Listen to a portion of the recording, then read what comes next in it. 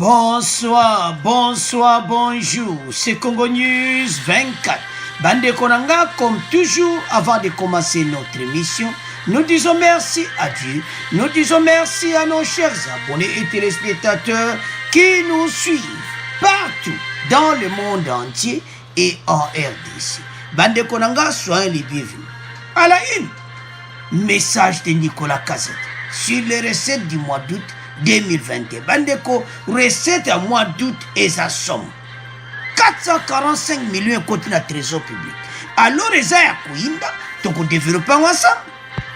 Deuxième point, chers téléspectateurs, Yuma a quitté Kabila vers Fachi. La question Bandeko Basakoto. Exploitation y a mine par les Chinois Bandeko. Exploitation oyo illicite Bandeko. Yuma a été dévoilé.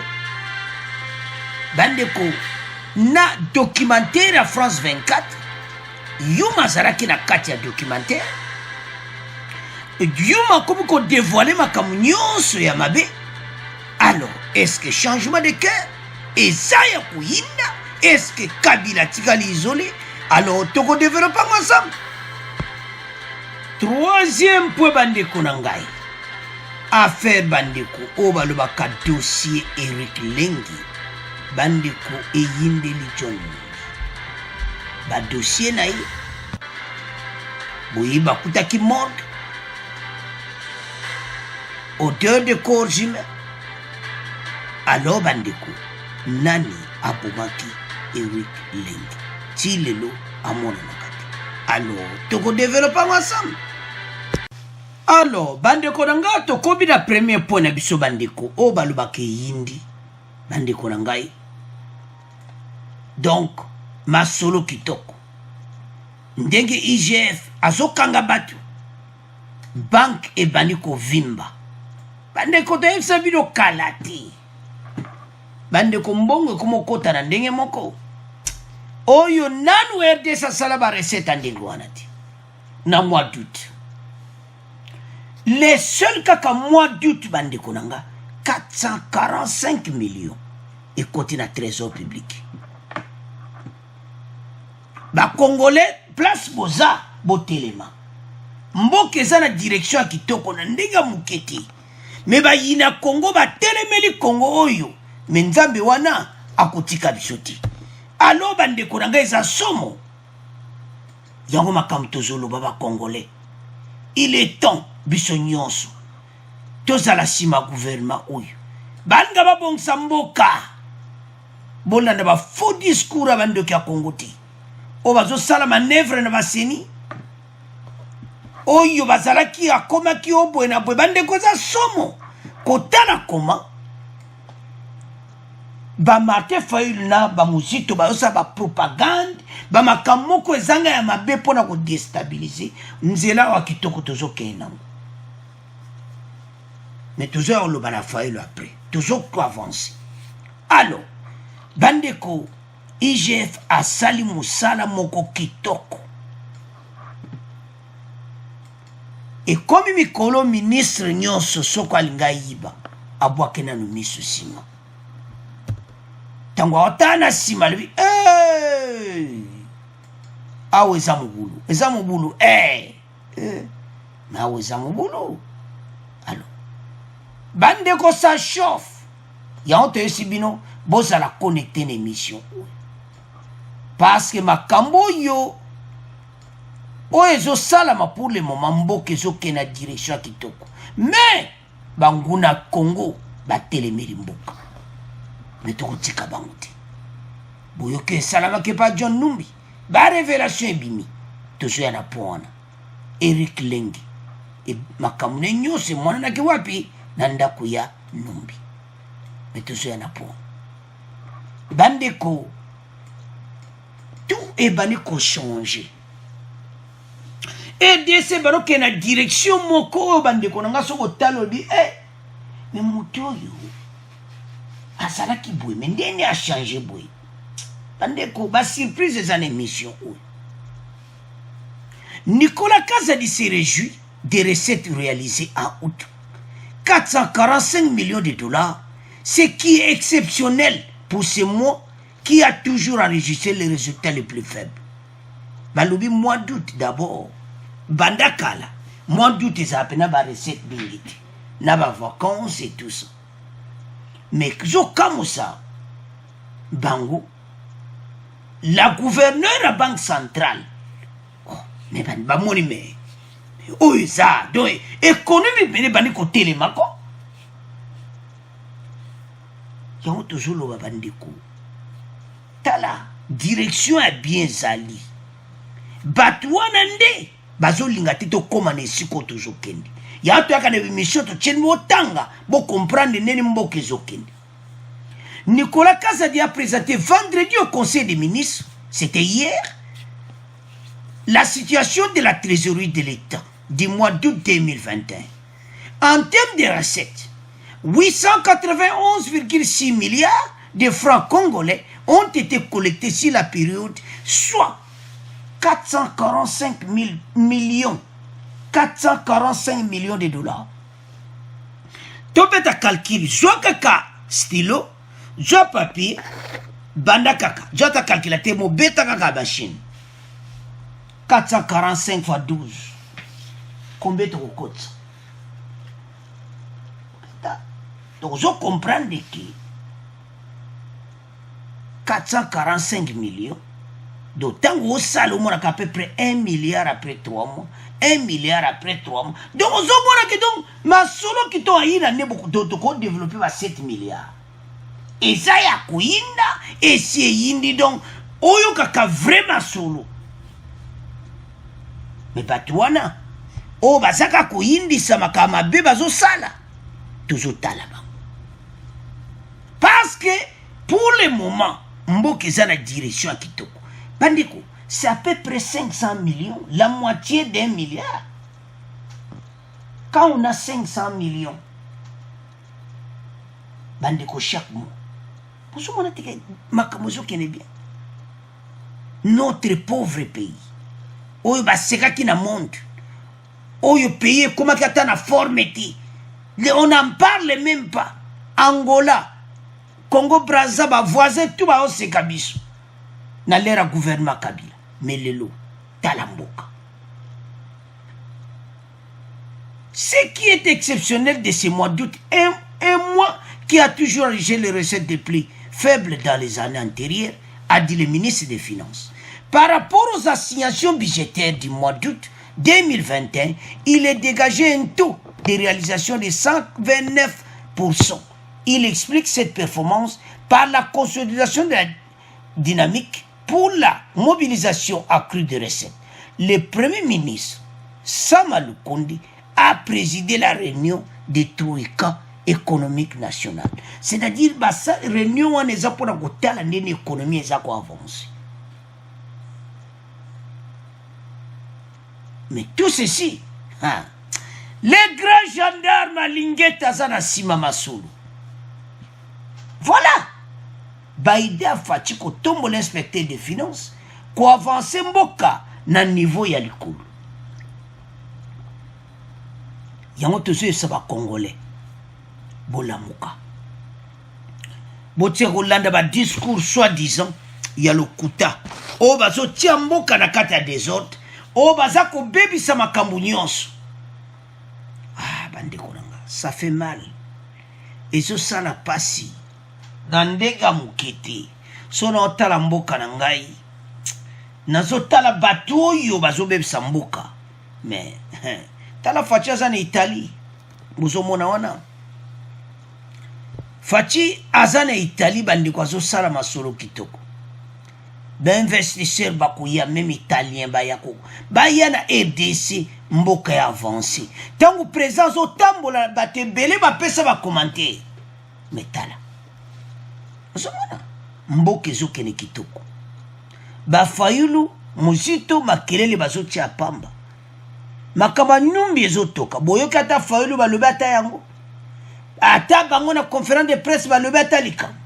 Non. Ba fanna ma okimia.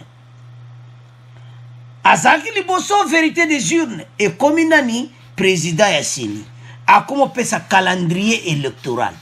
Et c'est bozo mona fayulu na muzito eske vraiment baza ezo sala na pasi na mawa bo bato bazaba ya tolo batala bande ko boza kote kuna boya koto masula kitoko za mboke ke na direction kitoko alors bande ko tous à l'ensemble Fachinde bozo mwana photo wana azane Italie azo kene ko luka tout investisseur ba yana mboka et de ce tomboma entre temps gouvernement bagiri nde bozo mwana saba lukonde gouverneur à banque centrale ministre des finances ministre du budget donc de ko baza ko avancer mboka na ndenga mukiti donc balingi pena mboka économie mata ya on te yebisa bino que Fachina deuxième mandat na yi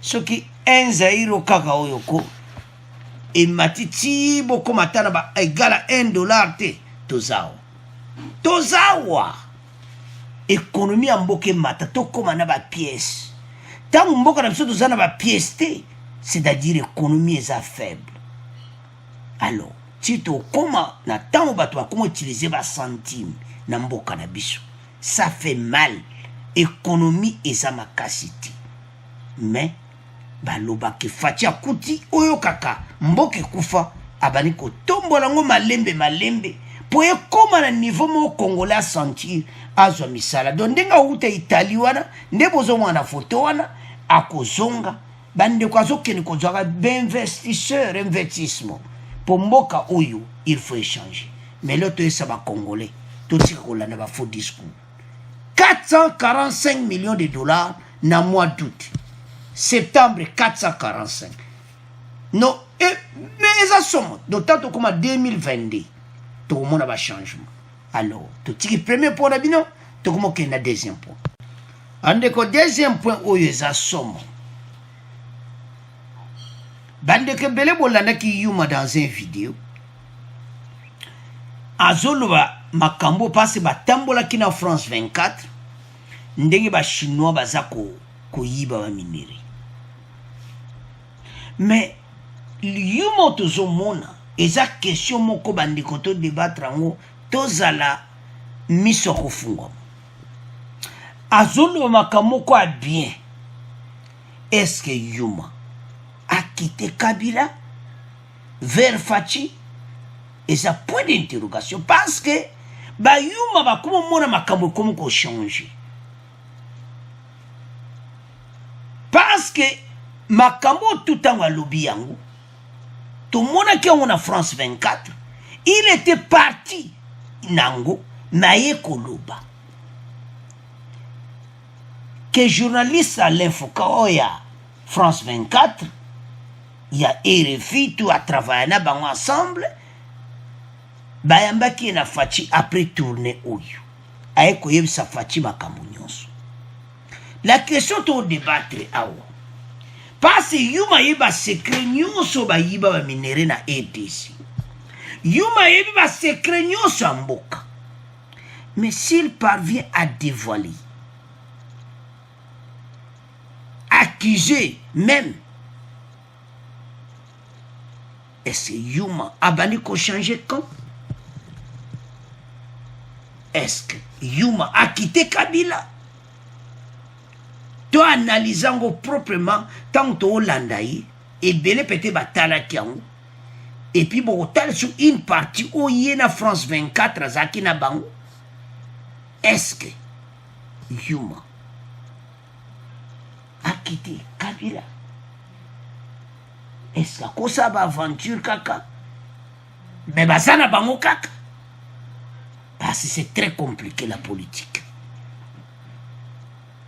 awa il faut tozala prudent parce que parmi bateau pe basalama solo côté wana Yuma zana kati mboka oyo ekomi par terre tant tout mona Yuma a dévoilé un secret beaucoup l'ande de près alobi nana pesaki ba chinois oyo permission il y a exploitation oyo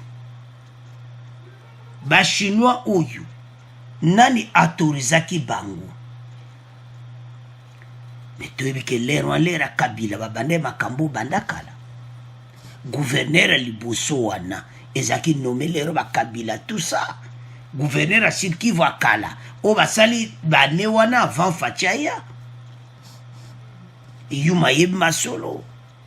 Mais pourquoi Yuma a sengi ka atambola alobi na cadre ya fédération des entreprises du Congo?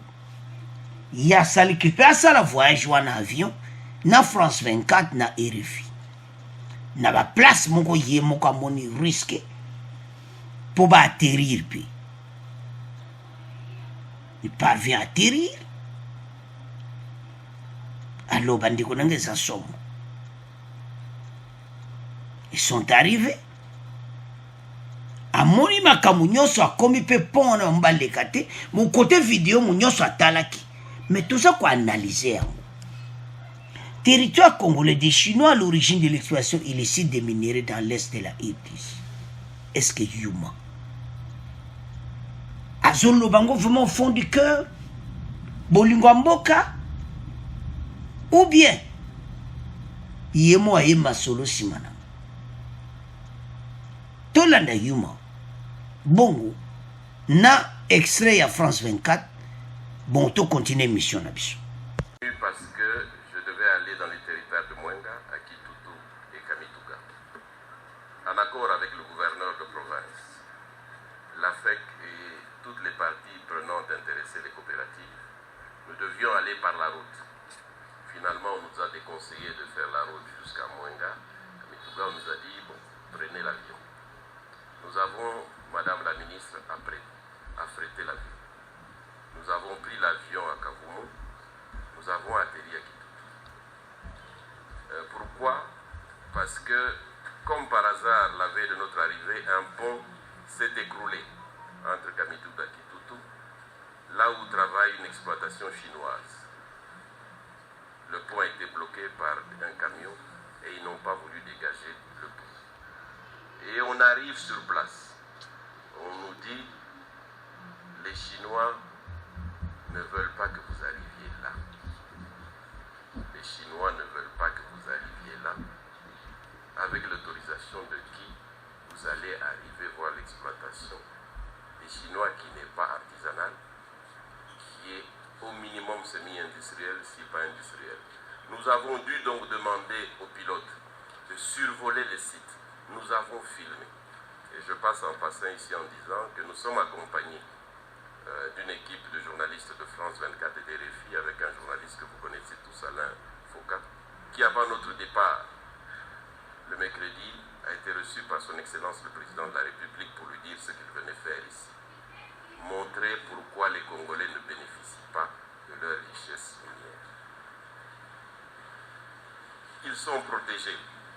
Par qui et comment, Madame la Ministre, vous avez, vous, Ministre national, l'obligation de rentrer avec la réponse. Nous sommes allés hier soir voir le gouverneur de la province et nous lui avons dit notre étonnement, pour ne pas dire notre honte de ce qui est arrivé hier, que des civils chinois peuvent empêcher des Congolais, accompagnés du ministre provincial des Mines, d'accéder au site minier.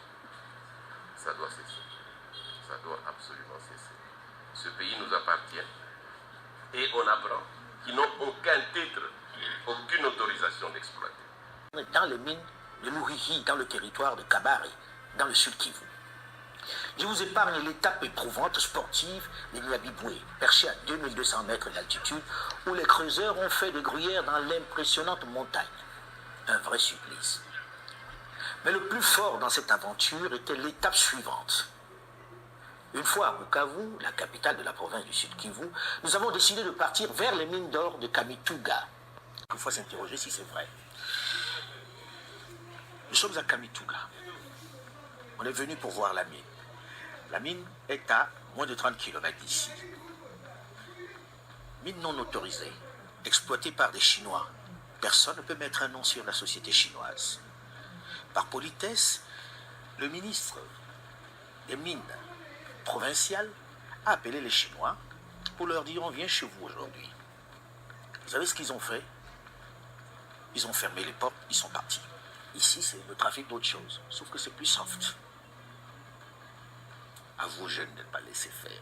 Ne vous laissez pas faire. Nous nous sommes laissés faire Vous ne devez pas accepter ça. C'est inacceptable, tout simplement. Aux autorités congolaises de prendre aussi leurs responsabilités. Ça ne peut pas exister. Derrière nous, il y a un ministre des Mines provinciales qui est avec nous sur le tarmac, on ne peut pas bouger. Et ce qu'on nous proposait même, c'était d'emprunter ces motos-là, qui sont conduites par qui? Par ceux qui travaillent ici pour eux. Alors, bande korangai to landi bisonyo so to landi Albert Yuma. To landi moi extrait wana ya France 24. Bande ko ça fait mal. Pays na biso moko. Ba chinois bazwa place na bango nde bozomona wana. Akamituka donc ba sala peno kama solo na bango. Moto akoma kuna ti. Donc, ozo comprendre, ozo tal, ozo mona comment gouvernement oyo, ba sali 20 ans au pouvoir, ba trahir mboka. Alors, yuma mena, aye koloba. Tant ozo loba, ozo sentir que, aza vraiment, ozo sali passe. Alors, yango siko question tozo tuna bandeko. Yuma lelo yu.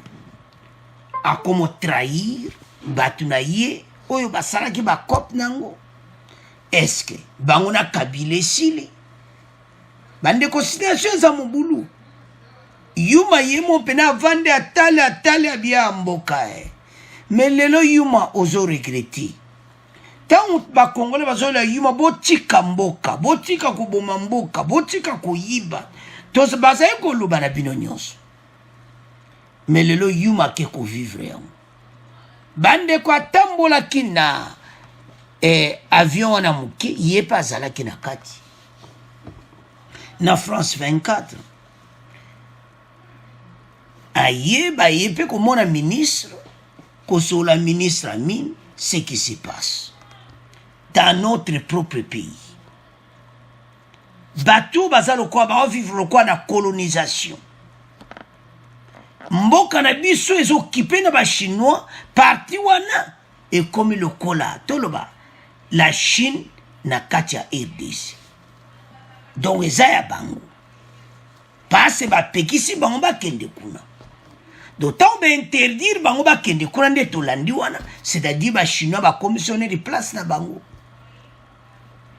et puis ba kutanaki na Denis Mukwege aloyike ba bazoteka on a marché noir donc ba chinois ba osame non même pas de papier. Alors tolandi Albert Yuma tolandi exe on a biso nyonso ezo sala pasi yango question tozo tuna mena ba congolais mais c'est Yuma est-ce que okite Kabila na kanabino botiki sikoyo o ezaiko salama bolongwe na kaona boye siko bo koma siko kota fachi donc eza ba question ba négociation eza mobulu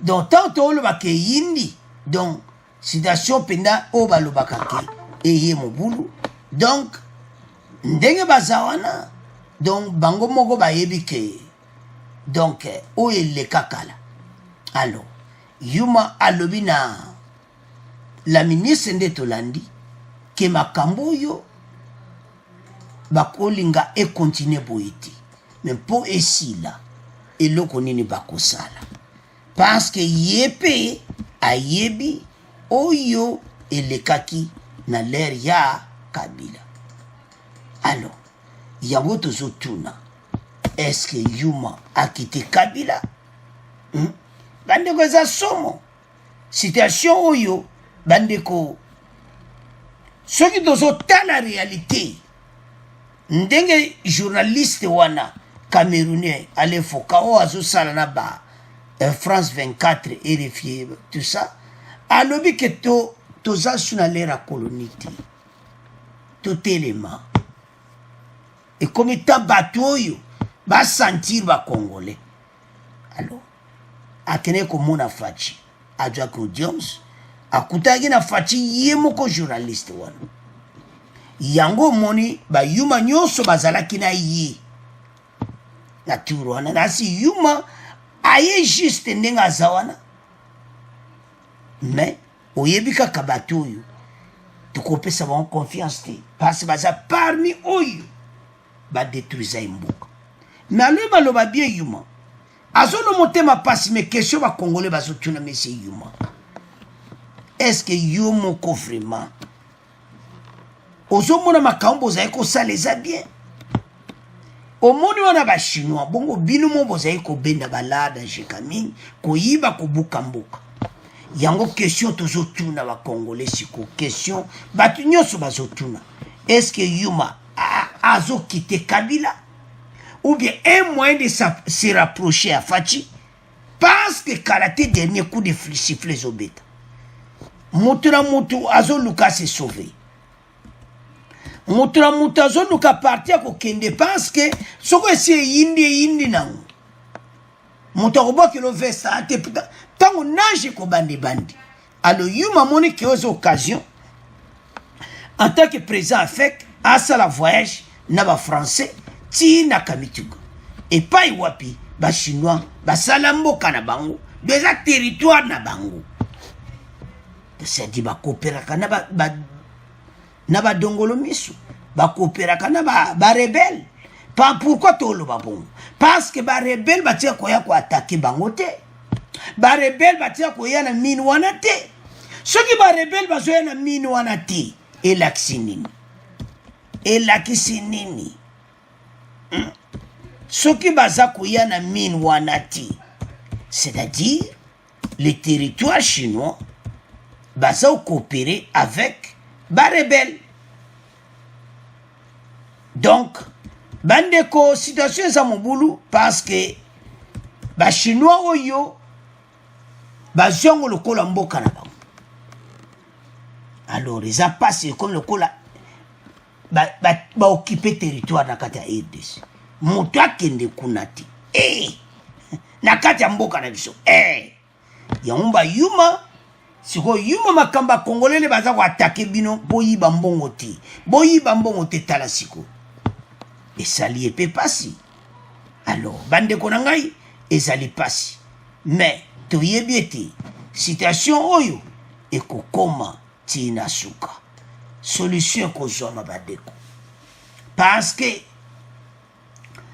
oyo nyonso eleki awa ezosala na pasi na mawa komona ke balelo bato oyo bakomi mpe koya kosala oyo wana ya bango mais bandeko makambo tozolobako eza sérieux ke bato oyo badétruire mboka pendant les 20 ans mais bayuma siko ekomi temps motu aluka nzela na ye alors aprofite na voyage oyo ye mpe amoni ke ekomi temps ye mpe donc ekomi temps aluka se sauve na marque na ye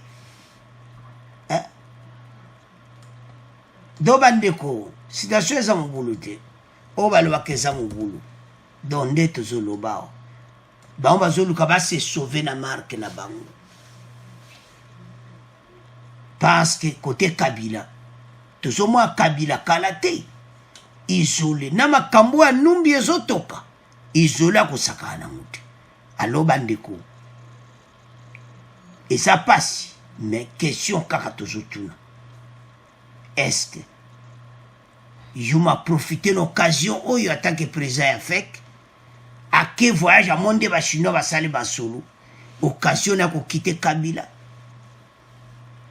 à se rapprocher na Fachi point d'interrogation alors bandeko tutika ngona bino tukomoke na troisième point alors bandeko nanga eza pasi pe mawa donc awa makambo yo ezosala pasi Eric Lengi amona na alisuti donc mutu nyonso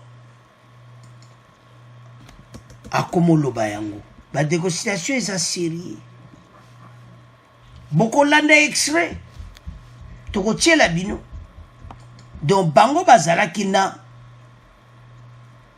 Olive Lembe avant akutana na Kabila. Alors eloko ezosala pasi nini? Auditorat militaire baye kokuta badeka na ndako ya John Numbi, corps humain, odeur partout, dossier, makambo ebele photo wana, donc bango ezaki avant baboma mutu bakange photo, donc photo bakuta Chebeya, photo Eric Lenge, photo ya Batabudia Congo, donc bato tout basasa bakanga photo comme le col album. Alors je me demande, parce que nde to landa extrait oyo ezoloba que Olive Lembe bazalaki na ye liboso avant akomana ex-président de la République. Wana oyo bazo témoigner tokotiela bino extrait. Alors soki eza boye, mais pourquoi koboma ye? Je ne sais pas, image na ozo tambola na réseaux sociaux, je ne sais pas image ya Olive Lembe ekozala ndenge nini. Abi mwana wana pe ajuye, donc pena balobeza Eric Lembe mwana na ye. Donc situation eza pena mobulu bandeko. Alors makambo alobaki likambo so bobombi eya kobima. Dossier oyo na ndenge ekomi ya John Numbi na niveau John Numbi andinga ite andima ite ke kokoma na niveau oyo. Andima ite baya okuta bandeko moni makambo tuto salaka na nkukwa. Situ makila batu. Eza batu musune Chebeya. Obomiye. Bandeko bendelo dernier de dossier. Tala siku makambo ebele bimi. Siko John Numbi abimi lokola. Donc aboumane batu bandakala. Siko. Il faut retrouver. Parce que la situation oyo Eric Lenga sa na famille yebi kaza porté disparu en exil à mona nakate. Njoka nda sa invité. Ah, soko zakina mutu wana. Likamoko esalamike bolingani lisusuti. Bon, il faut kobomaye. Alors, ezo sala pasi bandeko na ngai. Photo eri lenge bakuti bakati matoi, bakati bavame baboma na photo. Donc on faisait tout ça. Alors, sans plus tarder, tolanda extrait oyo ya ba combattant na biso, bongo to continuer mission na biso. Na le bidion Numbi ya kotuna kotute. Vrai terroriste puisque tokoyoka bato bazali ko kanisa tozo sar blague. Salate lelo vérité et ya kate salini. Kokoyoka mutema mabe ya mwana mwasi o bazo ben Olive Lembe. Abota na ye mwana bazo ben Sifa. Mwana ya Eric Lenge Eric. Mwana Congo Central. Comment on s'appelle? Hein? Eric. Hein? Eric. Alobi. Bino bolobite Eric a voyagé. Azalaka na yeta sana Angola. Alimi saye. Yo ondimi malgré Dibala mariage Kofi. Ata souvenir te ya ko garder makila ya mtobo bota na ye.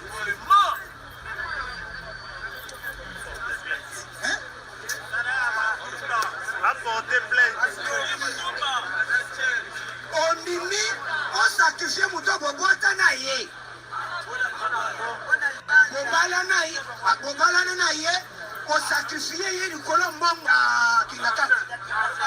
Ya assassin oyo. Ozo yuka bato basoma na wote mama Olive Lembe mutema malamu mutonyo sa juste ni Olive Asando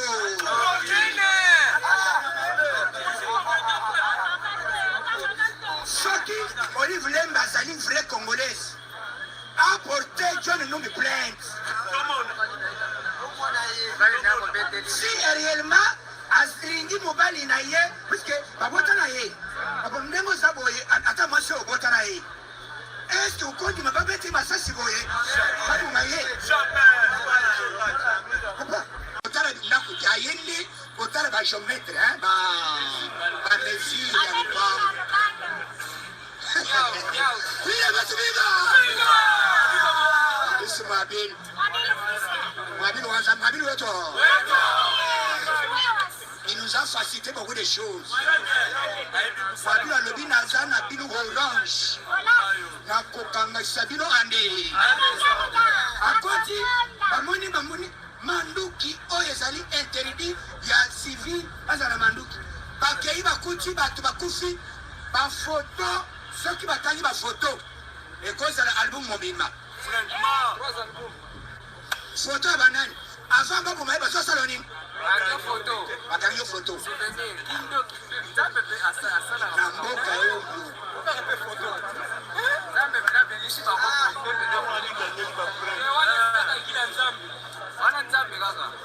na bana basi bakombata na kati heureusement eloko esali ke barevele bakei kokuta bapolice scientifique basali bateste balebi te batya appareil efini boye eaffiche kombo Erike Leng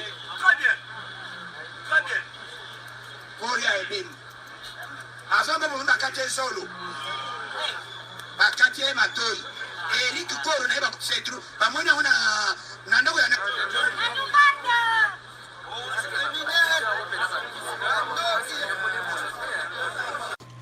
alors bandeko na ngai eza pasi mpe mawa soki tozomona makambo ya boye donc komona comment situation ekomi donc mama Olive akomi na problème sérieux parce que tolandi biso nyonso wana donc John Numbi abimi mpena mobomi Eric Lende bakange Eric Lenge ava babome bakati matoi bakati ezolo bandeko ezosala pasi mpe mawa pourquoi kosala ndenge wana pourquoi kokomisa etina niveau wana bandeko eza pasi komona koma makambo esalami bon Olive Lembe efayeba liwa ya mwana mobali oyo donc situation eza mobulu parce que soki otali ndenge makambo ebimi bandeko baloba likambo soki obombi ekoya kobima toujours oyo tobombi ekoya kobima tala mwana oyo sifa olobi mwana Eric Lenge bakongole bayebi na bango mais pourquoi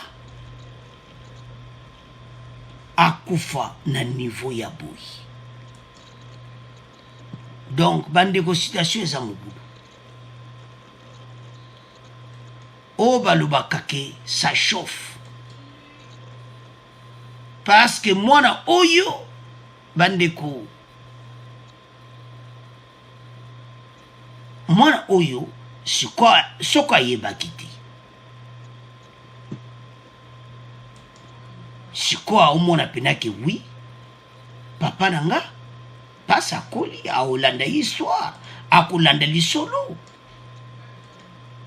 bana so basi bakoli bandeko mwana osifa akose venger mpona papa na ye akoloba papa na ye babomi ye Oh.